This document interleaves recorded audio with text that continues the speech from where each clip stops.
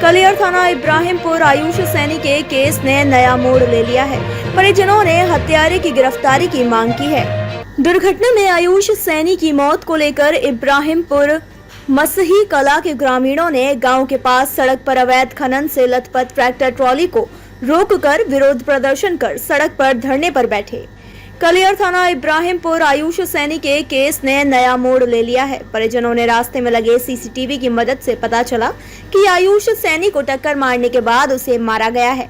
परिजनों ने हत्यारे की गिरफ्तारी की मांग की है। उल्लेखनीय है कि मृतक आयुष सैनी के भाई अमन सैनी ने बताया कि मेरा भाई एक पेट्रोल पंप पर नौकरी करता था।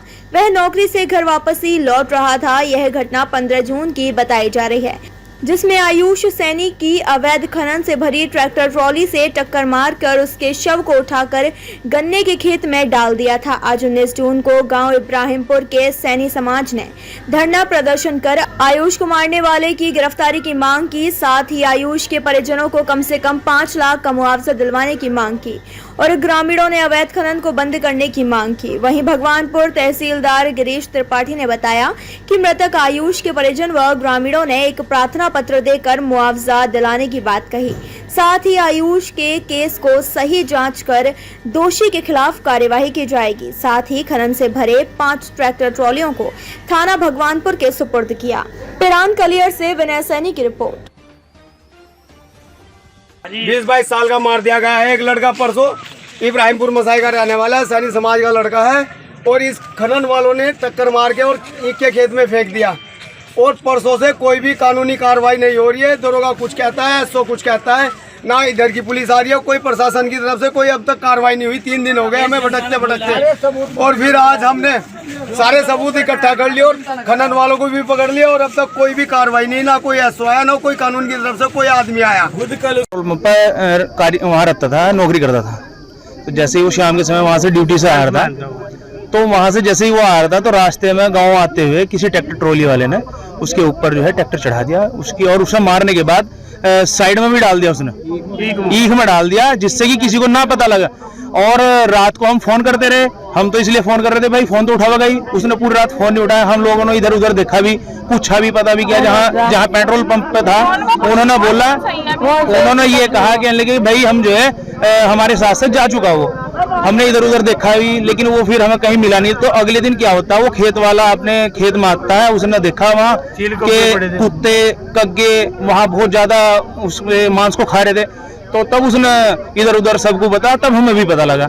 हमने वहाँ जाकर देखा तो उसके मुंह का जो मतलब ज्यादा टूट फूट हो रखी थी, तो समझ में नहीं आया। उसकी कपड़ों से और उसकी गाड़ी से हमने पहचान की, तब हमें पता लगा कि ये बच्चा हमारा है। देखो हमारा बच्चा गया है, हम तो एक ये कार्रवाई चाहते हैं कि उसे जो है जेल हो, और हमारे बच्चे की जो हत्या की है उसका, हमारे जो भाई हैं बड़े बहुत ही गरीब हैं, और इन्हें कुछ सरकार की तरफ से जो है इन्हें कुछ सहयोग मिलना चाहिए। और खनन जो है बंद होना चाहिए। जो खनन हो रहा है ये अवैध हो रहा है, जो कि मिली भगत है, ये जो कि खनन नहीं होना चाहिए। उन्होंने कहा कि हम कार्रवाई करेंगे इस पे, और कार्रवाई पूरी की जाएगी, आपकी मदद की जाएगी, हर प्रकार से आपकी मदद की जाएगी, ये कहा है। और मुख्यमंत्री द्वारा राहत कोष भी हमारे बड़े भाई को दी जाएगी, ये आश्वासन देके हमें यहाँ से गए हैं। तो अब लोगों को जब तक हमें इंसाफ नहीं मिलने का, हम कुछ नहीं करने देने के, यहाँ से ट्रैक्टर जाने नहीं देंगे। जी क्या नाम है? मेरा नाम जोगिंदर है जी। मेरे लड़के का नाम आयुष था, 18 साल का लड़का था मेरा। उस दिन 15 तारीख में उसके रात के टाइम आत्महत्या कर दी, उसको एक्सीडेंट से मार दिया।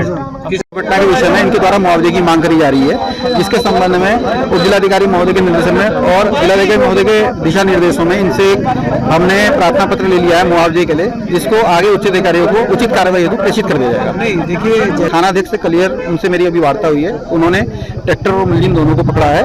और ये चूंकि अभी इस पर कोई भी टिप्पणी करा जाना जल्दबाजी होगी, ये पुलिस प्रक्रिया का पार्ट है, और अभी पोस्टमार्टम रिपोर्ट भी नहीं आएगी। तो जैसे जैसे प्रक्रिया आगे आएगी और स्थिति स्पष्ट हो जाएगी कि घटना वास्तव में कैसे हुई है। तो ये जो यहाँ पे ग्रामीण जो है, हम लोगों ने इनको बता दिया है। देखिए, पुलिस अपना काम अच्छे से कर रही है, इन्वेस्टिगेशन ऑफिसर अपना काम कर रहे हैं, और साथ में जो मुआवजा संबंधी प्रार्थना पत्र इनके द्वारा हमें दिया गया, उनको हमने कह दिया है कि कल ही हम उच्च अधिकारी को प्रेषित कर देंगे। एक जांच मतलब विवेचना वो मेरे संज्ञान में नहीं है, लेकिन ये बात मुझे भी किसी के थ्रू पता लगी है। यदि ऐसा हुआ है तो इन तरह के शब्दों को बोलने से पहले सोचना चाहिए, नहीं बोला जाना चाहिए, क्योंकि देखिए हमारी संवेदनाएं इनके साथ है, परिवार के साथ हैं और पूरी संवेदनाएं हैं। जो भी यथासंभव प्रयास होगा, मदद होगी, हम लोग करेंगे।